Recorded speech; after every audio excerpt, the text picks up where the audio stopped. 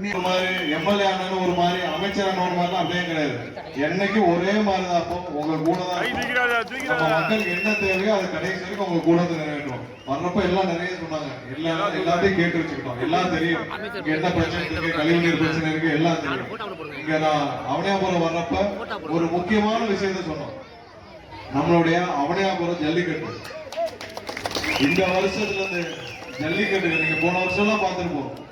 பார்த்தா ஒரு அமைச்சர் மேலே ஏறி உட்கார்ந்துருப்பார். அவருடைய சொந்தங்கள், அவருடைய பந்தங்கள், அவருடைய நிர்வாகிகள் எல்லாம் இருப்பாங்க. அவங்க தான் நின்று ஏதோ ஜல்லிக்கட்டே கண்டுபிடிச்ச மாதிரி இருப்பாங்க. இனிமேல் அப்படிதான் இருக்காது. பொதுமக்கள் நீங்க தான் மேல இருப்பீங்க, நாங்கெல்லாம் கீழே இருப்போம்.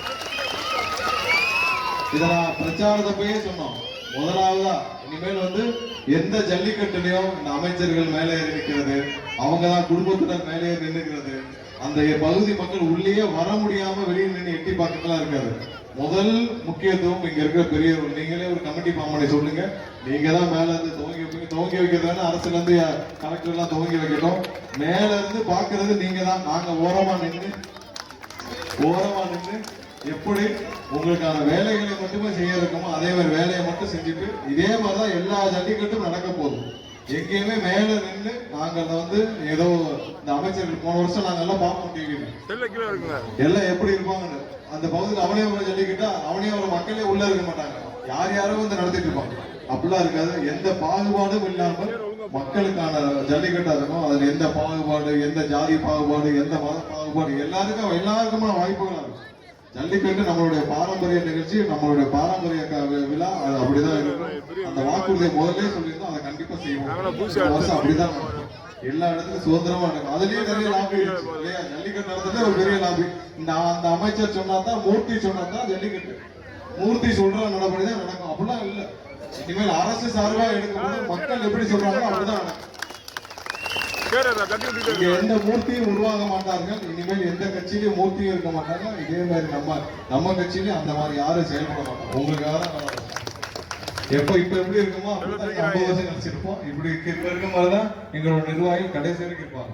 நாளைக்கு உள்ளாட்சி தேர்தல் வரும். எங்க நிர்வாகிகள் தான் கவுன்சிலர் வருவாங்க. உங்க கூட இருந்து உங்க கூட களத்துல இருந்து இவங்க தான் வேலை பார்ப்பாங்க. இதுக்கு முன்னாடி கவுன்சிலர் யாரும் பார்த்திருக்கீங்க? என்ன பாக்கலையா? யார் ஏரியா பக்கம் வந்திருக்காரு? கவுன்சிலர் எல்லாம் ஏரியா பக்கம் வந்திருக்காரு. நான் போன தடவை ஒரு இடத்துல பேசுறப்ப சொன்னேன். என்னாச்சு? போன தடவை பேசுறப்ப சொன்னேன், கவுன்சில் தான் 20 கோடி 30 கோடி கொள்ளையடிச்சாங்க. உடனே பயங்கர கோபமா எங்களை பார்த்து கொள்ளையடிச்சேன்னு சொல்லமா? உண்மையை தான் சொன்னேன். ஏதாவது போய் சொன்னா தைரியம் இருக்கா? உங்க கவுன்சிலர் எல்லாம் திமுக கவுன்சிலர் லிஸ்ட் போடு. 4 வருஷத்துக்கு முன்னாடி 5 வருஷம் முன்னாடி என்ன சொத்து பட்டியல் வச்சிருந்தீங்க, இப்ப என்ன சொத்து பட்டியல் வச்சிருக்கா? தைரியம் தான் வெளியிடு. எவ்வளவு சொத்து, எத்தனை கோடி வாங்கி சொத்து வாங்கியிருக்கீங்க நீங்க வெளியிடு. தைரியம் தான் வெளியிடுப்பாங்க. உண்மையை தானே சொன்னோம். மக்களுடைய பணத்தை ஒவ்வொரு கவுன்சிலரும் 10 கோடி 20 கோடி 30 கோடி 40 கோடி கொள்ளையடிச்சீங்கன்னா கொள்ளையடிச்சோம்னா சொல்லுவோம். கொள்ளையடிச்சீங்கன்னு சொல்லுவோம். கண்டிப்பா அதுக்கான என்ன தண்டனையோ, நீங்க தப்பு செஞ்சுட்டா அது ப்ராப்பர்ட்டி டாக்ஸ்ல மாநகராட்சியில எவ்வளவு ஊழல் நடந்துச்சுன்னு தெரியும். விரிவா விசாரிக்கப்படும். விசாரிச்சு யார் தவறு செஞ்சாலும் கண்டிப்பா 100% நடவடிக்கை எடுக்கணும்.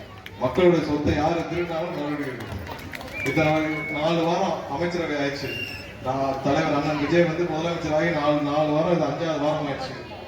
எப்படி இருக்குன்னா அவை தலைமைச் செயலகம் இது அங்க எல்லாம் வர்றதே பாத்தீங்கன்னா காலையில அவ்வளவு கூட்டம் வருது. எல்லாம் பொதுமக்கள். இன்னைக்குதான் பொதுமக்கள் தலைமைச் செயலகத்துக்குள்ள வராங்க. வந்துட்டு ஒவ்வொருத்தரும் அந்தந்த அமைச்சரை பாக்குறாங்க, சந்திச்சு பேசுறாங்க. இதுக்கு முன்னாடி தலைமைச் செயலகத்துக்கு போய் நம்ம தான் கவுன்சிலரே பார்க்கலையா, அப்புறம் எப்படி அமைச்சரை பார்க்க முடியும்?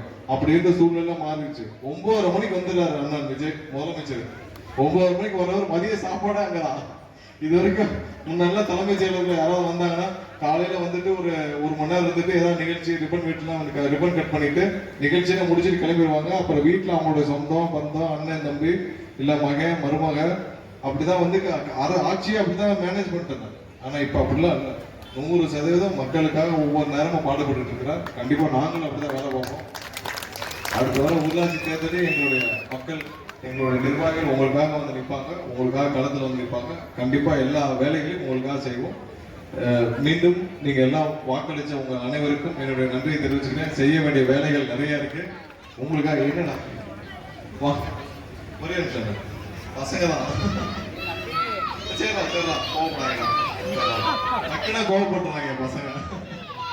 சரி வந்துடுறாங்க. கண்டிப்பா செய்ய வேண்டிய வேலைகள் நிறைய இருக்கு. ஒவ்வொரு நாளும் எல்லா துறை அமைச்சரும் வேலை பார்த்துட்டு இருக்கோம். சீக்கிரம் எல்லாத்தையும் சீரமைக்கிற வேலைகளை பண்ணுவோம். மீண்டும் வாக்களித்த உங்கள் அனைவருக்கும் என்னுடைய நன்றியை தெரிவித்துக் கொண்டு இப்ப அடுத்தடுத்த ப்ரோக்ராம்கள் நலத்திட்டங்கள் பற்றி எல்லாம் வழங்குவாங்க. அனைவருக்கும் மீண்டும் நன்றியை தெரிவித்து விடைபெறுகிறேன். நன்றி, வணக்கம்.